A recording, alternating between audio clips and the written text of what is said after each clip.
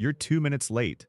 You send a text, so sorry, the train was delayed and then I couldn't find parking, and they had already replied, no worries, I just got here too. You explained yourself to no one, and the strange part? You didn't notice until after you sent it. This video is about what happens just before that moment. What triggers the explanation before the question even arrives? Because this isn't really about talking too much. It's about an internal alarm that fires before it has any reason to. Here's what that actually looks like in a normal day.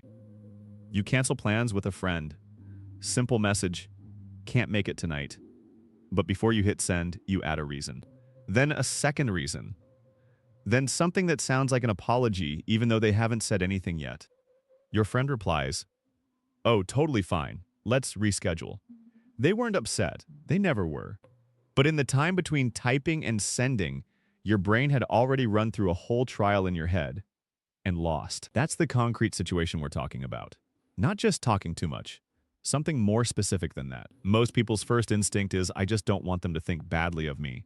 So I explain, and then they understand. Problem solved. That logic makes complete sense. Giving context helps people understand you. That's just good communication, right? Except, notice what happened in the text message example. You gave context nobody needed, about a judgment that never came. The explanation didn't respond to a real question. It responded to a question you imagined they were about to ask. And here's where it gets interesting. After you send a message like that, do you feel relieved? Or do you feel slightly more anxious? For a lot of people, it's the second one. You send the explanation, then immediately wonder if it was too much. Then you replay the message. Then you add what you should have said to a conversation that's already over. The explanation didn't close the loop. It opened a new one. That's the delayed consequence most people miss. So why does the explanation feel necessary if it doesn't actually reduce the anxiety? That's what the mechanism explains. Psychologists describe this as a form of anticipatory defense, anticipatory meaning before anything actually happens.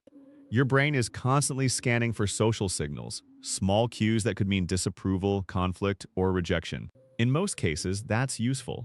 It helps you read a room, adjust your tone, notice when someone seems off. But sometimes the scanner gets calibrated too sensitive.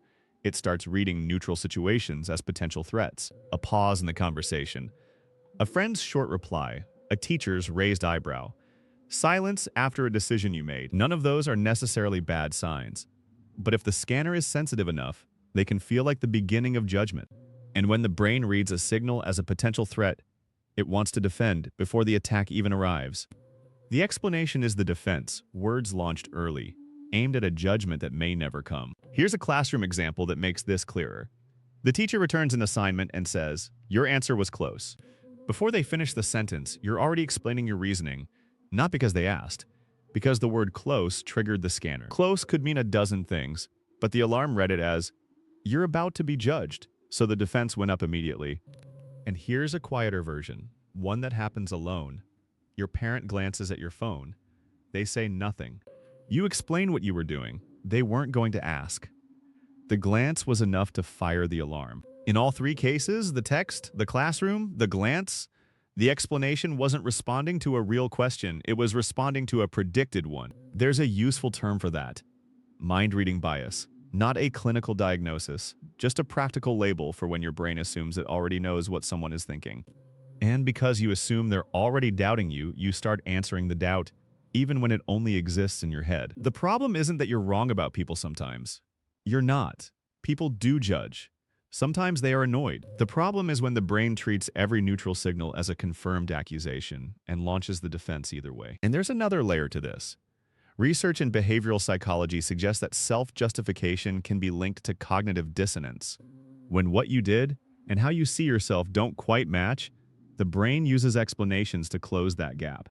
So sometimes you're not really explaining to the other person. You're explaining to yourself, trying to make the action feel okay from the inside. This is where the cycle closes on itself. You explain, you feel watched, you explain more. The anxiety stays or grows. The explanation was supposed to be the exit, but in many cases it becomes a door that keeps swinging open. Now, here's the part that's actually useful. Not all explaining is the same. There's an important distinction worth making. Explaining to connect and explaining to protect. They can look identical from the outside, but they feel completely different from the inside. Explaining to connect. You're sharing context because it adds something. Warmth, humor, clarity, honesty. The other person becomes part of the moment. Explaining to protect. You're sharing context because you're afraid of what happens if you don't.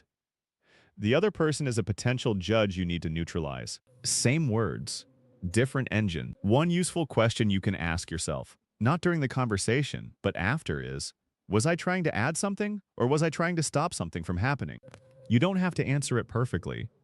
You just need to start noticing the difference. That noticing is where the shift begins. A few things worth keeping in mind. Context matters. Some situations genuinely call for explanation. Some relationships, some cultures, some conversations, providing context is the kind thing to do. This isn't a case for never explaining yourself. It's a case for noticing when the explanation isn't for them. It's for the alarm. Also, social signals are clues, not proof. A short reply doesn't always mean someone is annoyed. A pause doesn't always mean something is wrong. The scanner reads patterns, but it can get it wrong, especially when it's running on high alert from past situations, not the current one. Here's something small you can try this week. The next time you feel the urge to explain something nobody asked about, pause for 1 second. Ask, did someone actually ask, or am I responding to something I predicted? You don't have to stop the explanation, just notice what started it. That 1 second pause is where the mechanism becomes visible to you. And once you can see it, you have a choice, which you didn't have before. Back to the beginning, you were 2 minutes late. You sent the long explanation. They had already replied, no worries.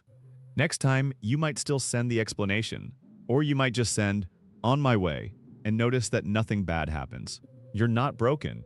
Your alarm is just calibrated for a room you're not in anymore. And that can change, one small notice at a time. If this felt familiar, drop a comment with a situation where you notice it most. It helps to name it out loud, and it tells me what to cover next. Subscribe if you want more breakdowns like this one. New video every week, same approach, real mechanism, no lecture.